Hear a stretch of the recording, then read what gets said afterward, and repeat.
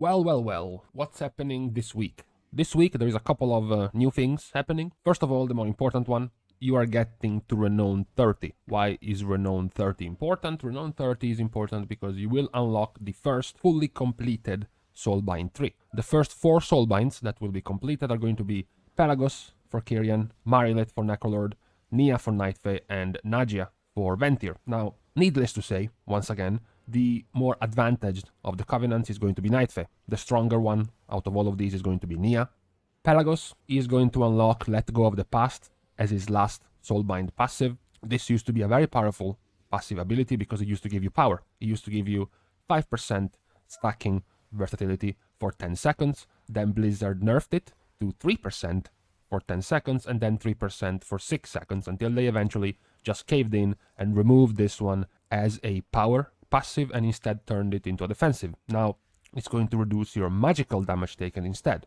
This is not that bad for tanks. It's particularly good because the more played and the more popular tank is Vengeance, and Vengeance is playing Kyrian and also is playing Pelagos. So this is just going to give a handy 3% less magical damage taken to Vengeance Demon Hunters. But of course, for every other, DPS or healer, this is not very enthralling. It's not very important of an addition to your Soulbind 3. For Necrolord, unfortunately, it's even worse. Marilet is the worst of the Soulbind available to Necrolord. He is going to give you Ultimate Form. Ultimate Form is this piece of garbage, which is essentially going to give you CC immunity as you are channeling your Fleshcraft and for a few seconds after you have channeled your Fleshcraft. This is basically going to be of no use in PvE. There are going to be some instances, I guess, in PvP where this is usable, but for the most part, Marilet continues and stays and remains the worst one for Necrolord, so you will have to wait for a couple more weeks if you want to get to Emeni and more importantly to Harmir, which is the strongest one for Necrolord. Nagia for Ventir is where we get a little bit better. Nagia does have for you a couple of power passives that you can choose. Exacting Preparation is going to give you 20% more value out of your food, flask, and weapon engine effect.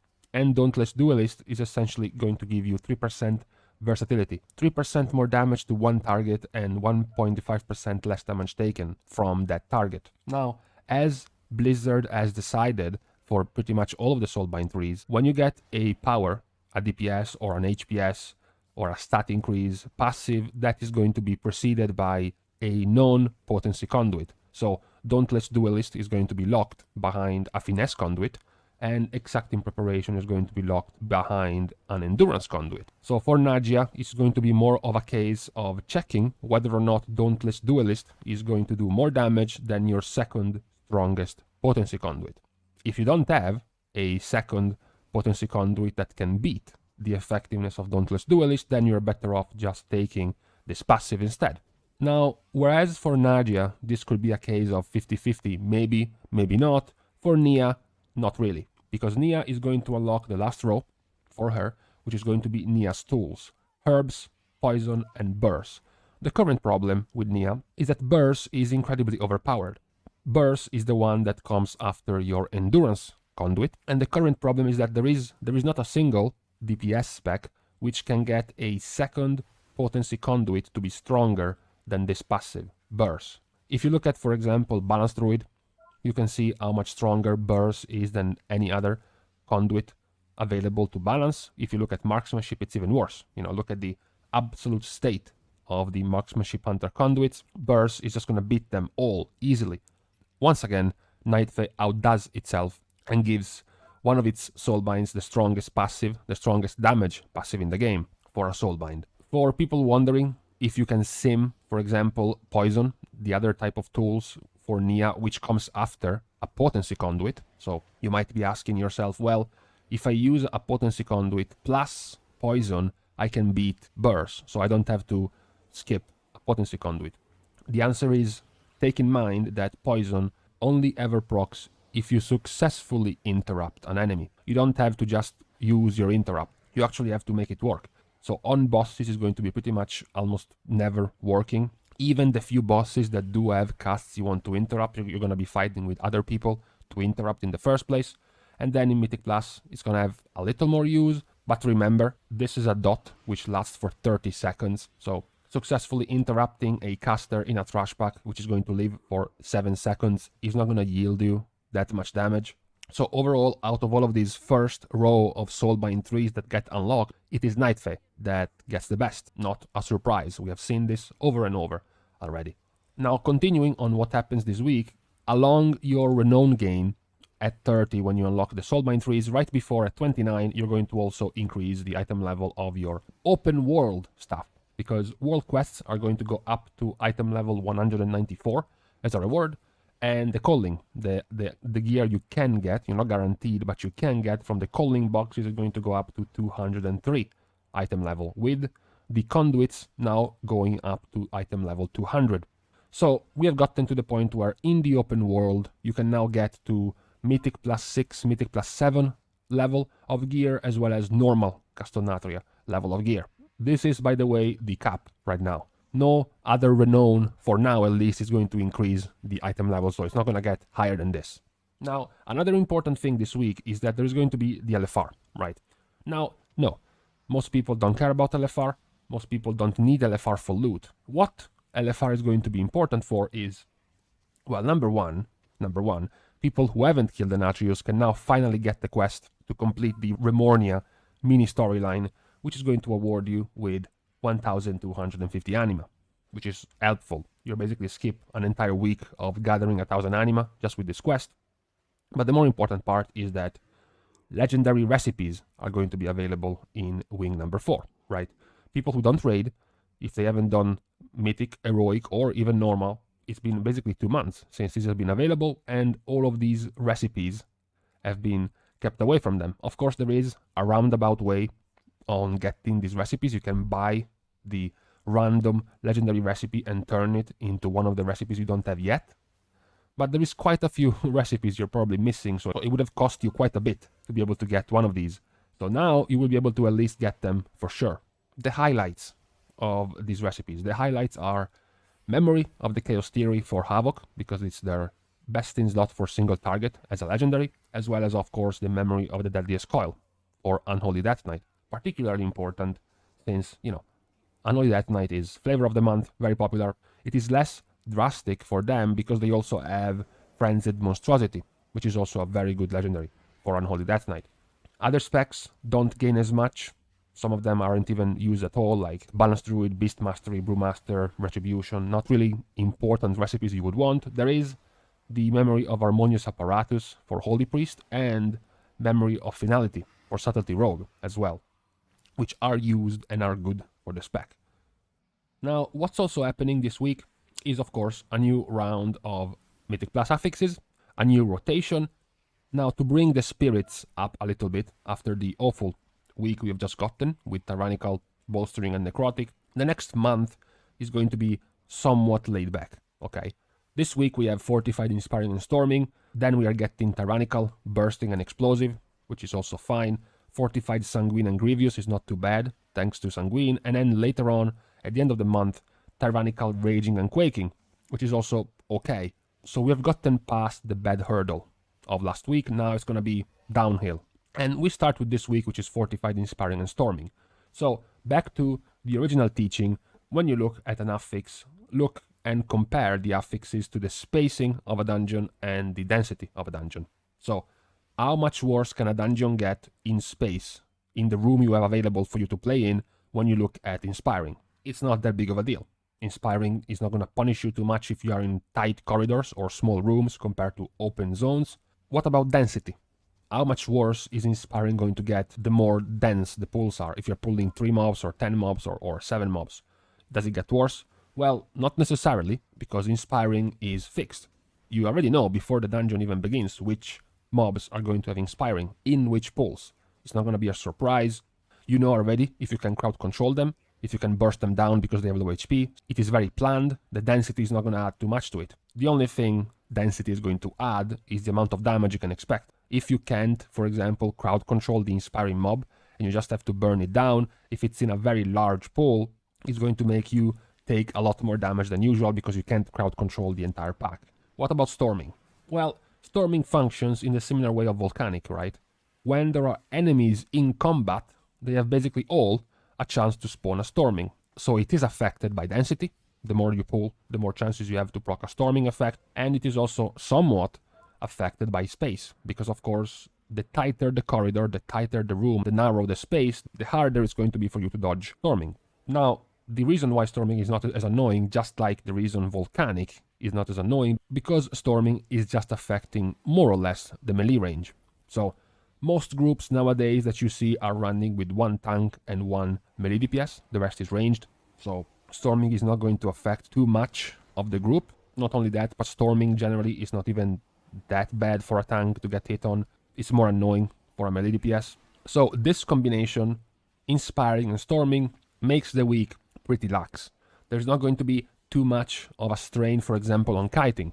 As you know, Blizzard just went through a attempt of mitigating the amount of damage taken by tanks by the large physical damage hit that used to chunk the tank by like 50% in a single hit, or very dangerous, very nasty dots that used to tick for a lot on the tank, keeping the healer busy for several seconds by just spamming heals on him. Now the kiting this week is not that prevalent. There is no raging, there is no necrotic, there is no bolstering together with necrotic to make it even worse. Inspiring and storming is basically not gonna give you any reason to kite outside of the normal kiting you would do anyways. So this week, as we said, it's fortified, which means all of the dungeons that were harder on Tyrannical become a tiny bit easier. All of the dungeons that had trash mobs as their hardest part become a tiny bit harder. So of course we still have the dynamic duo at the top. We have Mists of Ternacite and Halls of Atonement as the easiest dungeons. I would even go almost possibly as far as saying that this week Halls of Atonement is easier than Mists of Ternacite for the first time in ever. It is worth mentioning though that, as I said yesterday with the changes that Blizzard put forth, while they were trying to lessen the amount of kiting needed by tanks, removing certain heavy hits, certain dots that hit a lot, the only one that got away was basically the Gorgon, the Vicious Gorgon in Halls of Atonement. His Jug Swipe, his Bleed is still there, so you're still gonna have to play Ring Around the Rosie as a tank in Halls of Atonement, even more so on Fortified. But Halls of Atonement overall remains a very easy dungeon. You know, when your hardest part is the dog pools, and the dog pools can be fully kited because the dogs are easily kiteable. And the second, the other harder set of pools is going to be the ones around the Shard of Alkias, and the Shard of Alkias as trash, which can be fully out of range, and you take 0 damage from it. It makes for a very easy key. At this point, I do believe that Mist's trash is just harder than Halls of Atonement trash, and this is a fortified week, so to me, they are both the easiest. It's gotten to the point where Halls of Atonement is easier than Mists. Then you have at the bottom, of course, you have Sanguine Depths, as usual, still there. Sanguine Depths, of course, has the gift, the blessed gift of making pretty much every single Affix make the dungeon worse. This is a peculiar trait that not many other dungeons have. Sanguine Depths, on top of the other globally dangerous affixes like Necrotic, like Raging, like Bolstering, also has problems with density and space because of how narrow and tight it is, and because of how quite a few of the pools are actually pretty dense. From the first part, right before the first boss, to a couple of the ones in the outer ring before the second boss, to the whole gauntlet. Not only there is density, there is even narrow paths, so storming is gonna have a pretty bad effect on Sanguine Depths. Out of all of the dungeons, storming finds itself being very effective in Sanguine Depths. There are of course also quite a few nasty combos in Inspiring. When you have the Wicked Oppressor, you know, the one that spams Rack Soul, essentially won't be able to be interrupted because of Inspiring, starts becoming pretty nasty. And then you have the usual clump in the middle. We have gone over this already. We have Plaguefall, Theater of Pain, Other Side, Spires of Ascension, and then a little bit lower down, Necrotic Wake. So Plaguefall and the Other Side are of course easier this week because it's fortified. Plaguefall and Other Side are tyrannical dungeons, which become significantly harder because of their boss difficulty compared to their trash difficulty. They have gotten their trash nerfed multiple times by this point. To be fair, so have the other dungeons, so it's not exclusive to them, but it's just that in Plaguefall, Inspiring and Storming are not too much of a deal. You do have an even easier time on Fortified thanks to the Plague Borers and the Unstable Canisters, which literally help you do damage, they help you blow up the trash packs. And the hardest points of the dungeon are still Domina and Strodama, which are bosses, therefore on a fortified week is gonna make it much easier. And then it is followed by the Other Side. I mentioned last week how much more of a pain the Arden Wheel Zone was for the Other Side because of Necrotic and Bolstering making the zone much harder, when usually this zone was a very nice relief for you in the key. You know, you get here and you get to do 40% of the entire trash count just by pulling huge numbers and just kiting them over and over. And this is another week where you are fully unlocked to do this. Inspiring, it's not going to be too big of a deal in the Ardent Wheel Zone, and Storming is also going to be not that big of an issue when you're constantly kiting. You know, you're basically removing Storming from the equation if you're kiting, with, just like Plaguefall, the bosses being the hardest point, from Zayaxa to the Manastorm fight to a car. Pretty much all of them can be annoying. On a fortified week, it makes it easier, it makes it more bearable. Then, lower down towards the hard side of the week, we have Spires of Ascension. Of course, Spires of Ascension is more tuned around having annoying composition of trash packs, which has gotten nerfed. Again, this time the Ether Divers got another nerf to their dots. We have gotten another nerf to the Darklash casters, the spammers that used to do a lot of damage if left unchecked. So it is not as hard as it was near the start of the expansion. However, on a fortified week, you have to pay respects to the dangers of these pools for trash in Spires of Ascension. The surprise of the week, you can say. The surprise of the week is going to be Theater of Pain, which is going to be on the hard side. I think for the first time you can say Theater of Pain is going to be harder than Necrotic Wake. Theater of Pain has a unique trait over other dungeons, which is that the inspiring placement in Theater of Pain is quite a bit worse than other dungeons. You know, the entirety of the Shackled Soul area, the Shackled Soul corridor, where usually you would just pull all of them and just AoE them all down. Sometimes you would just pull the first half of the corridor back, and then you would run at the end of the corridor and pull the second half. Well, this time there's going to be 2 inspiring mobs amidst all of those, which is going to make it very annoying, because on a fortified week, with them spam casting a pretty hard-hitting channel on pretty much all of the party, it's going to be quite a problem using this type of strategy. Another problem is, of course, the inspiring working on certain mobs, on certain trash pools, which have one-shot mechanics, like the Bone Magus, you know, the good old Bone Spear, with like a 4-second cast time. Everyone thinks someone else is going to interrupt it, and in the end, nobody does, and it one-shots someone. This time it's even worse, because there is going to be inspiring. So you're going to have the Bone Magus casting the Bone Spear and the Soulbinder casting the Necrotic Bolt Volley, and you can't interrupt both of them because there is an inspiring mob around. So it is going to make Theater of Pain quite a bit harder, just like the last time we got Inspiring, which was actually over a month ago. Inspiring together with Necrotic, Theater of Pain also got quite a bit harder. The only question mark of the week is going to be Necrotic Wake. So Necrotic Wake has gotten so many nerfs that at this point there are voices, there are whispers of the incredible notion that Necrotic Wake might even be an alright dungeon now. With the amount of nerfs the trash has received over time, first we got heavy nerfs to the Necropolis part, then we got more nerfs to pretty much all of the mobs on the ground, and then we got, just yesterday, a couple of days ago, the nerfs to a few of the abilities like Boneflay or Jagged Cleave from the big skeletons. We have gotten to the point where Necrotic Wake might actually be alright, might actually be not even in the 2 hardest of the week, taken by Theater of Pain and Sanguine Depth. We will have to see this week how it develops. We're gonna go back and look at some numbers to see the difference in Necrotic Wake and Sanguine Depths and how the nerfs have affected these 2 dungeons. Of course, we won't be able to fully see all of the changes because, of course, Tyrannical getting nerfed from 40% HP on bosses to 30% HP on bosses. We're gonna have to wait next week for that, since this week is a fortified week. But on fortified, you're going to get a very good picture of all of the trash changes, the trash nerfs that we have gotten, because they're going to be empowered by fortifieds, so they're going to be at their most powerful. So we will be able to see just how impactful all of the nerfs have gotten. So your homework for the week is try to keep an eye in your Mythic Plus runs and see whether or not you do actually see less kiting being employed by your tanks, or by yourself if you're a tank. See if any of these changes have made it possible for you to kite a bit less, to face tank a bit more, not being forced to leave as soon as your first damage mitigation cooldown wears off. Now, with everything done for the week, we're only left with the last bit of news. This is going to be a tough period for the Paypigs, because they just shilled $40 for the Blizzard Polar Bear mount, and then we just got in the announcement that for Chinese New Year, Blizzard has released a new mount, a new Paypig mount, the Golden Ox mount, for your 6-month subscription gift. Again, the only purpose of these mounts is for people to point at the people who bought them and laugh. That is all. So, see you guys somewhat soon, very likely tomorrow. In the meantime, don't get baited and chill out $60 for a mount.